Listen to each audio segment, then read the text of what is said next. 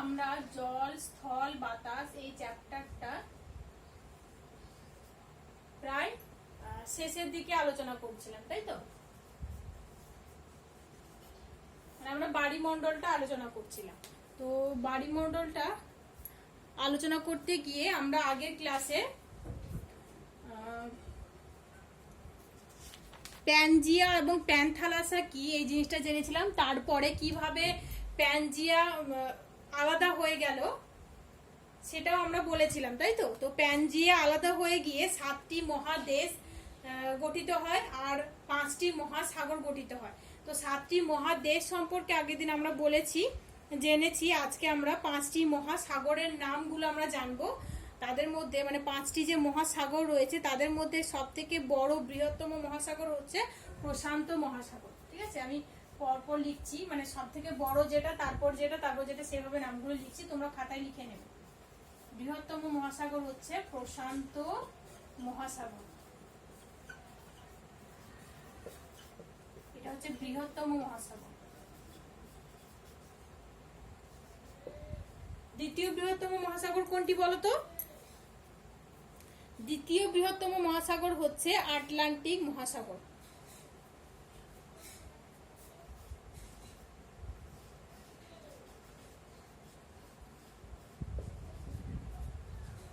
দেখো, পৃথিবীর প্রায় অর্ধেকটা জুড়েই রয়েছে প্রশান্ত মহাসাগর। ঠিক আছে, প্রশান্ত মহাসাগরটা এতটাই বড়। দ্বিতীয় বৃহত্তম মহাসাগর হচ্ছে আটলান্টিক মহাসাগর। এই আটলান্টিক মহাসাগরের পশ্চিম দিকে রয়েছে উত্তর এবং দক্ষিণ আমেরিকা, উত্তর আমেরিকা মহাদেশ এবং দক্ষিণ আমেরিকা মহাদেশ, এবং এর পূর্ব দিকে রয়েছে ইউরোপ ও আফ্রিকা মহাদেশ। ঠিক আছে, তো আর ইউরোপ এবং আফ্রিকা মহাদেশের মাঝখানে কি রয়েছে? আটলান্টিক মহাসাগর। আর উত্তর আমেরিকা এবং দক্ষিণ আমেরিকার মানে উত্তর আমেরিকা এবং দক্ষিণ আমেরিকা এবং ইউরোপ ও আফ্রিকার মাঝখানে রয়েছে আটলান্টিক মহাসাগর। ঠিক আছে, এরপর দেখো, তৃতীয় বৃহত্তম মহাসাগর হচ্ছে ভারত মহাসাগর। তৃতীয় বৃহত্তম মহাসাগর হচ্ছে ভারত মহাসাগর। এটা যে ভারতের ম্যাপ তোমরা যদি দেখো, মানে পুরো ওয়ার্ল্ড ম্যাপটা, পৃথিবীর ম্যাপটা তোমরা দেখবে, যেখানে ভারত রয়েছে তার দক্ষিণ দিকে রয়েছে ভারত মহাসাগর। তৃতীয় বৃহত্তম মহাসাগর হচ্ছে ভারত মহাসাগর। ঠিক আছে, এটা তোমরা এগুলো খাতায় লিখে নাও। চতুর্থ বৃহত্তম মহাসাগর হচ্ছে কুমেরু মহাসাগর।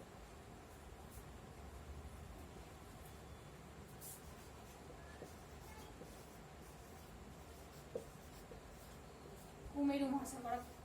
পঞ্চম বৃহত্তম মানে ক্ষুদ্রতম মহাসাগর হচ্ছে সুমেরু মহাসাগর।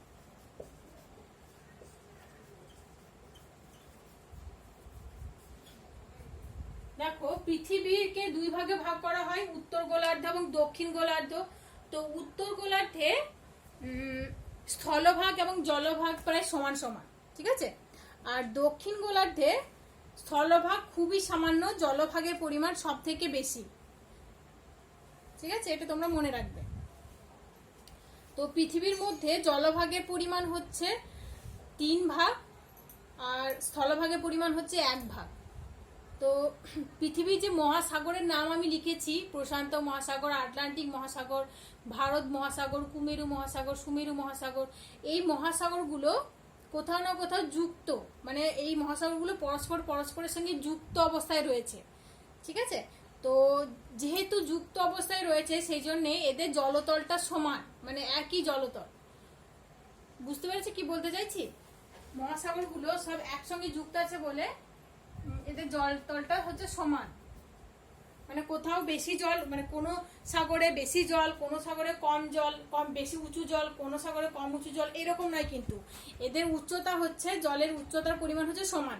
তো সেই জন্যেই এই জলের ওপর থেকেই ভূপৃষ্ঠের উচ্চতা পরিমাপ করা হয়। আমি আগে ক্লাস 5-এ তোমাদেরকে বলেছি যে সমুদ্র সমতল থেকে ভূমির উচ্চতা পরিমাপ করা হয়, তাই না? তো এই জন্যেই সমুদ্র সমতল থেকে ভূমির উচ্চতা পরিমাপ করা হয়। ঠিক আছে, তো দেখো, আমাদের প্রায় জল, স্থল, বাতাস বা বায়ুমণ্ডল, শিলামণ্ডল এবং বায়ুমণ্ডল, এই সবগুলো আমাদের আলোচনা শেষ হয়ে গেল। তো দেখো, পৃথিবীর মধ্যে শুধুমাত্র পৃথিবীতেই বলবো না, মানে সৌরজগতের সব উপাদানকে দুই ভাগে ভাগ করা হয়, একটা হচ্ছে জড় উপাদান আর একটা হচ্ছে সজীব উপাদান। ঠিক আছে, এখানে লিখছি।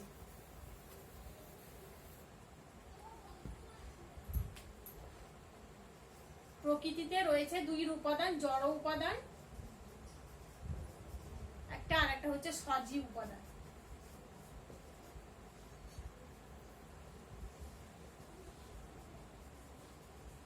এই যে জল স্থল বাতাস মানে জল, মাটি, বাতাস, সূর্যের আলো, এই সবগুলোই হচ্ছে জড় উপাদান। ঠিক আছে, আর সজীব উপাদান কোনগুলো? এই যে গাছপালা, মানুষ, পশু, পাখি, এগুলো হচ্ছে সজীব উপাদান, কারণ তাদের মধ্যে প্রাণ আছে, সেই জন্য এগুলো হচ্ছে সজীব উপাদান। আর জড় উপাদান কোনগুলো? এই যে জল, মাটি, বাতাস, সূর্যের আলো, এগুলো হচ্ছে জড় উপাদান। জল, মাটি, বাতাস, সূর্যের আলো, এগুলো হচ্ছে জড় উপাদান। তো প্রকৃতিতে উপাদানকে কয় ভাগে ভাগ করা হয়? দুই ভাগে, একটা হচ্ছে জড় উপাদান, একটা হচ্ছে সজীব উপাদান। জড় উপাদান কোনগুলো? জল, মাটি, বাতাস, আলো, এগুলো হচ্ছে জড় উপাদান। আর সজীব উপাদান কোনগুলো? হচ্ছে মানুষ, উদ্ভিদ, উদ্ভিদ মানে হচ্ছে গাছপালা, পশু, পাখি, এগুলো হচ্ছে সজীব উপাদান। তারপর সমুদ্রে যেসব প্রাণী থাকে, সামুদ্রিক প্রাণী, সেই সবই হচ্ছে সজীব উপাদান, যাদের মধ্যে প্রাণ রয়েছে, এগুলো হচ্ছে সজীব উপাদান। তাই তো? তো এই যে দেখো সজীব উপাদান, এই সজীব উপাদান কিন্তু বেঁচে রয়েছে এই জড় উপাদানের উপর নির্ভর করে।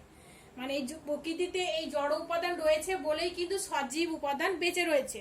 যদি এই জড় উপাদান না থাকতো, মানে জল, মাটি, বাতাস, আলো এসব না থাকতো, তাহলে কিন্তু প্রকৃতিতে সজীব উপাদান বেঁচে থাকতো না, সজীব উপাদানের জন্মই হতো না।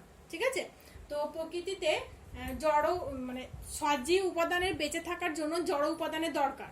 জড় উপাদান কিন্তু মানে জড় উপাদান রয়েছে বলেই সজীব উপাদান বেঁচে রয়েছে বা সৃষ্টি হয়েছে। ঠিক আছে, তো সজীব উপাদানগুলো দেখো মানুষ, উদ্ভিদ, পশু, পাখি, এগুলো কিন্তু পরস্পরের উপর নির্ভরশীল। আর সজীব উপাদান নিজেদের বেঁচে থাকার জন্য জড় উপাদানের উপর নির্ভরশীল। ঠিক আছে, তবে এই যে দেখো এগুলো হচ্ছে প্রকৃতির উপাদান। তো বর্তমানে মানুষের বেশ কিছু ক্রিয়াকলাপের জন্য এই যে জড় উপাদানের কথা আমি বলছি, জল, মাটি, বাতাস, এগুলো দূষিত হচ্ছে। আর এগুলো দূষণের ফলে অনেক সমস্যা দেখা দিচ্ছে। তো কি কি দূষণ হচ্ছে? এই যে জল দূষণের ফলে কি হচ্ছে? মানে জল দূষিত হয়ে জল দূষণ হচ্ছে, মাটি দূষিত হয়ে মাটি দূষণ হচ্ছে, আর বাতাস দূষিত হয়ে বায়ু দূষণ হচ্ছে। তো এগুলো কিভাবে হচ্ছে সেগুলো আমি একটু ছোট করে বলবো তোমাদেরকে। দেখো জল কিভাবে দূষিত হচ্ছে। মানুষ দেখবে অনেক কলকারখানা থেকে যে দূষিত পদার্থগুলো, সেগুলো জলে, নদীতে মিশছে, পুকুরে মিশছে। কৃষিকাজের ফলে দেখবে রাসায়নিক পদার্থ ব্যবহার করা হয়, অনেক কীটনাশক পদার্থ ব্যবহার করা হয়। তো ওই মাঠের মধ্যে যখন কীটনাশক পদার্থগুলো ব্যবহার করা হচ্ছে, সেগুলো বৃষ্টির জলে ধুয়ে গিয়ে পুকুরে, নদীতে গিয়ে মিশছে। তো তার ফলে পুকুর বা নদীর জল দূষিত হচ্ছে। তারপর দেখবে মানুষ ঘরের নোংরা আবর্জনা এগুলো ড্রেনে ফেলে দেয়, ড্রেনের জলটাই গিয়ে পুকুরে, নদীতে মেশে। তো তার ফলে জল দূষিত হয়। তো এইভাবে নানা ভাবে অনেক উপায় রয়েছে, অনেক উপায়ে মানুষ কিন্তু জলকে দূষিত করছে। ঠিক আছে, তারপর দেখো মাটি কিভাবে দূষিত হচ্ছে। এই যে মানুষ জমিতে প্রচুর মানে জমিতে ফসল বেশি যাতে ফলে, ফসল বেশি ফলানোর জন্য জমিতে প্রচুর পরিমাণে রাসায়নিক সার, কীটনাশক পদার্থ ব্যবহার করছে, তার ফলে সেই মাটি দূষিত হচ্ছে। তারপর দেখো মানুষ নিজেদের প্রয়োজনে গাছ কেটে ফেলছে, আর গাছ কেটে ফেলার জন্য মাটি কি হচ্ছে? আলগা হয়ে যাচ্ছে, মাটি ক্ষয় হচ্ছে। তো এইভাবে নানা কারণে মাটি দূষিত হচ্ছে। তারপর দেখো মানুষ অনেক বেশি পরিমাণে প্লাস্টিক ব্যবহার করে। প্লাস্টিক ব্যবহারের ফলে আরও অনেক ধরনের উপাদান মানুষ ব্যবহার করে, যেগুলো মাটিতে এখানে সেখানে ফেলে রেখে দেয়, আবর্জনা হিসাবে ফেলে রেখে দেয়। তো তার ফলে সেই মাটি দূষিত হয়। তো এইভাবে মানুষ মাটিকে দূষিত করছে। তারপর দেখো এই যে বাস, লরি, অটো, আরও অনেক ধরনের যানবাহন ব্যবহার করছে মানুষ।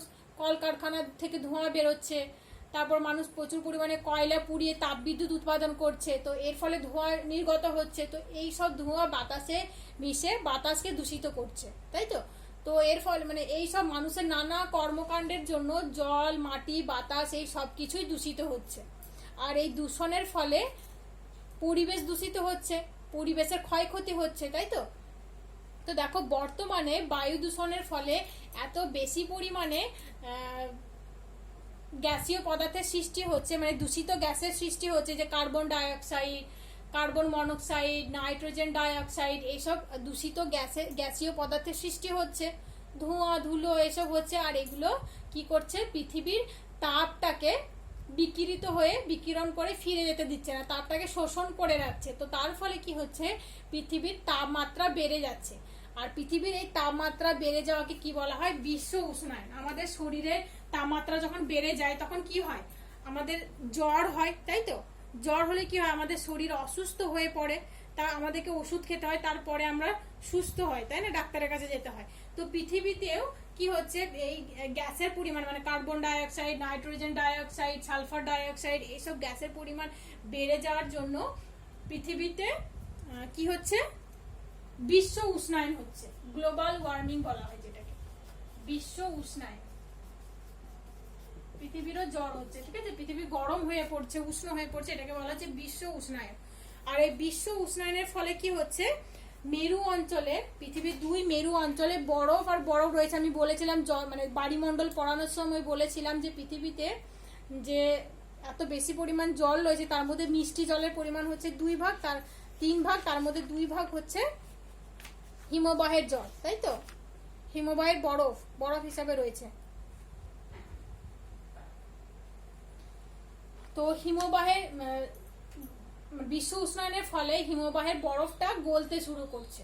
তো হিমবাহের বরফটা গলতে গলতে গলতে গলতে কি হচ্ছে, জলের পরিমাণ, জলতল বৃদ্ধি পাচ্ছে, এমনিতেই তো জলের পরিমাণ অনেক বেশি, তারপর হিমবাহের জল মানে বরফটা যদি গলে যায় তাহলে কি হবে, জলতলটা আরো বেশি হয়ে যাচ্ছে, জলতল বৃদ্ধি পাচ্ছে, তার ফলে কি হচ্ছে, উপকূলবর্তী যে অঞ্চলগুলো সেগুলো সমুদ্রের তলায় চলে যাচ্ছে, সমুদ্রে ডুবে যাচ্ছে। এরকম ভাবে নিউমুর, লোহাচড়া, এরকম কয়েকটা দ্বীপ রয়েছে সুন্দরবনে, সেগুলো সমুদ্রের নিচে তলিয়ে গেছে। তো তাহলে দেখো মানুষের কত ক্ষয়ক্ষতি হয়। এছাড়াও আরো অনেক ক্ষয়ক্ষতি হয়, বন্যা হয়, কোথাও খরা হয়, কোথাও বিধ্বংসী ঝড় হয়, যেমন 2020-তে হলো আমফান, এবছরেও একটা ঝড় আসতে চলেছে, এবছরেও একটা ঝড় হবে, মানে ঘূর্ণিঝড়। প্রত্যেক বছর তিতলি, গজ, এরকম নানা নামে ঝড় হয়। তারপর মরুভূমির প্রসার বৃদ্ধি পাচ্ছে, মানে মরুভূমি আরো বেড়ে যাচ্ছে। তারপর শস্য হানির ফলে কোথাও দুর্ভিক্ষ হচ্ছে, মহামারী হচ্ছে। এই যে এখন দেখো করোনা ভাইরাসের জন্য, কোভিড-19-এর জন্য সারা পৃথিবী জর্জরিত। তো এইগুলো সবই কিন্তু মানুষের জন্যই হচ্ছে, মানুষের কর্মকাণ্ডের জন্যই হচ্ছে, তাই না। তারপর দেখো মানুষ ফ্রিজ, তারপর রেফ্রিজারেটর, এইসব বিভিন্ন দ্রব্য, রাসায়নিক দ্রব্য, মানে এইসব মেশিনগুলো ব্যবহার করছে, যার থেকে রাসায়নিক দ্রব্য বেরিয়ে আসছে, ক্ষতিকর গ্যাস বেরিয়ে আসছে, যেগুলো কি করছে, বায়ুমণ্ডলে যে ওজোন স্তরটা, সেই স্তরটিকে ধ্বংস করে দিচ্ছে। ওই ওজোন স্তরটা আমাদের রক্ষা কবচ। ওজোন স্তর কি করে, সূর্য থেকে যে আগত আল্ট্রাভায়োলেট রশ্মি, অতি বেগুনি রশ্মি, যেটা আমাদের শরীরে পড়লে আমাদের শরীরে অনেক ক্ষয়ক্ষতি হয়। তো এই যে ওজোন স্তর, সে কি করে, ওজোন স্তর ওই অতিবেগুনি রশ্মিটাকে পৃথিবীতে আসতে দেয় না, ঠিক আছে। তো এর ফলে দেখো আমাদের এই জীবজগৎ বেঁচে যাচ্ছে অতিবেগুনি রশ্মিটা আসছে না বলে।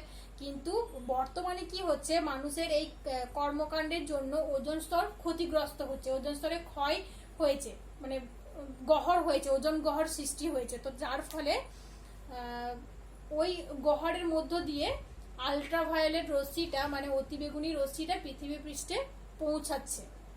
তো এরকম যদি এখানে পৌঁছাতে থাকে, মানুষের অনেক ক্ষয়ক্ষতি হবে। তো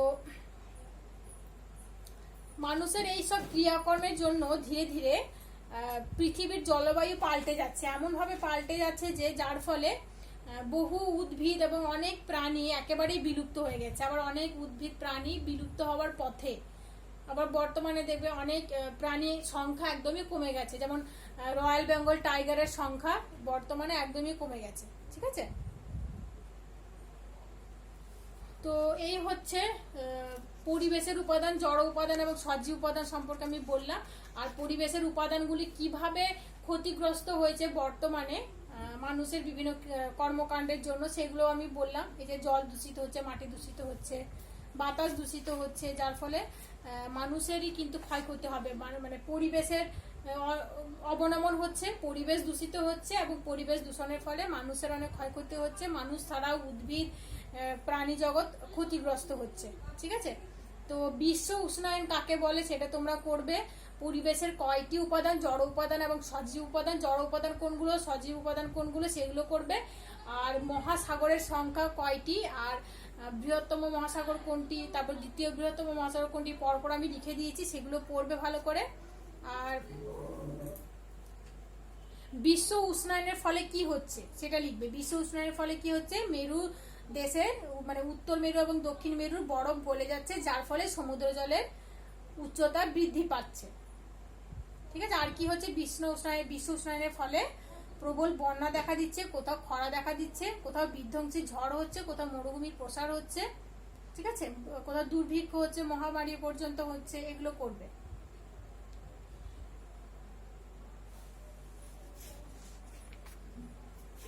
তো এই চ্যাপ্টারটা তোমাদের শেষ হয়ে গেল, জল স্থল বাতাস। এখান থেকে আমি যে কোশ্চেনগুলো তোমাদেরকে বলেছি সেগুলো তোমরা খাতায় লিখে আমাকে চেক করাবে। আর এই যে মহাদেশ সম্পর্কে আমি বলেছি, মহাদেশের নামগুলো বলেছি, বৃহত্তম মহাদেশ, পরপর আমি মহাদেশের নামগুলো লিখে দিলাম তোমাদেরকে, সেগুলো করবে। আর মহাদেশের নাম, তারপর প্রধান পর্বতশ্রেণী, প্রধান প্রধান নদীর নাম, তারপর কয়টি দেশ আছে সেগুলো তোমরা ভালো করে টেক্সট বই থেকে পড়বে। ঠিক আছে,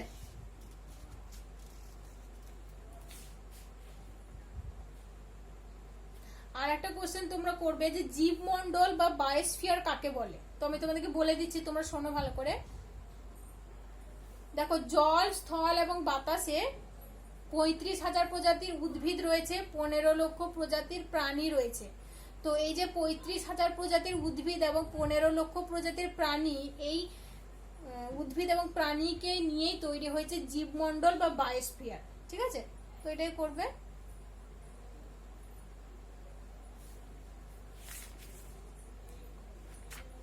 আর এই যে জীব জগৎ জড় উপাদানের উপর, মানে সজীব উপাদানগুলো জড় উপাদানের উপর কিভাবে নির্ভরশীল, সেটা একটা তোমাদের বইয়ে ছোট্ট একটা ছকের মাধ্যমে দেওয়া আছে, সেটা একটু পড়বে। ঠিক আছে, তো আজকে এটুকুই থাক। তোমাদের একদিন আমি এই চ্যাপ্টার থেকে পড়া ধরবো বা একটা এক্সামের মতো নেব। তো তোমাদেরকে আমি কোশ্চেন করে দেবো, তোমাদেরকে আমি ডেট দিয়ে দেবো। তো সেই ডেটে তোমরা পরীক্ষাটা দিও। হ্যাঁ, এই চ্যাপ্টারটা নিয়ে। তো আজকে পর্যন্ত এইটুকুই থাক।